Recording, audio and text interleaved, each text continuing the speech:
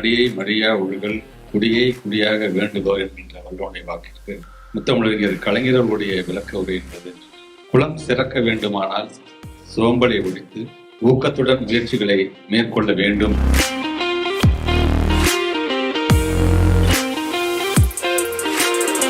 மானசரோவர் நன்னீர் அப்படின்னு கூட நீங்க சொன்னீங்க. நீரின்றி அமையாது உலகு என்று சொல்வார்கள். நன்னீரின்றி அமையாது நல்ல உலகு என்பது போன்ற இந்த இடத்திலிருந்து உருவாக்கக்கூடியவர்கள் ஒரு நல்ல உலகத்தை நீங்கள் உருவாக்குகின்ற பணியில் உங்களை முழுமையாக ஈடுபடுத்திக் கொள்ள வேண்டும்.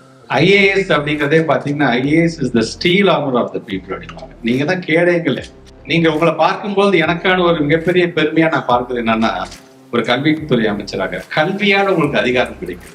எங்களுக்கு மக்கள் எங்களை தேர்ந்தெடுத்தா மக்களால் அளிக்கப்படுகின்ற அதிகாரம், அதன் மூலமாக நாங்கள் மக்கள் சேவை ஆற்றுவோம். ஆனா ஒரு கல்வியால் கிடைக்கக்கூடிய அதிகாரத்தின் மூலமாக மக்கள் சேவை ஆற்றக்கூடியவர்கள் நீங்க.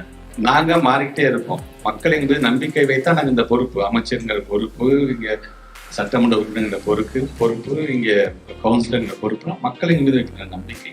நாங்கள் என்னதான் மாறிடும் என்று சொன்னாலும் மாறாமல் அந்த பணியில் பணியாற்றக்கூடிய யாருன்னு பார்த்தீங்கன்னா அது நீங்க தான். அதிகாரியா வரப்போகக்கூடிய நீங்கள் தான்.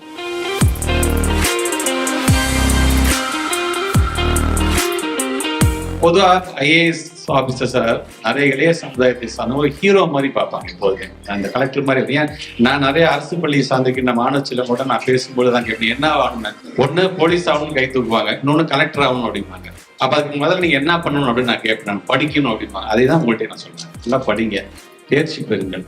நாட்டு மக்களுக்காக மற்றவங்களுக்கு நம்ம சேவையாற்றுற மாதிரியான விஷயங்கள் எதுலையுமே அந்த ஒரு சாட்டிஸ்ஃபேக்ஷன் கொடுக்காது. அப்படிப்பட்ட ஒரு பணியில நீங்க முழுமையாக ஈடுபடுத்திக் கொள்ள போறீங்க. எனக்கு ரொம்ப பெருமையா இருக்கு.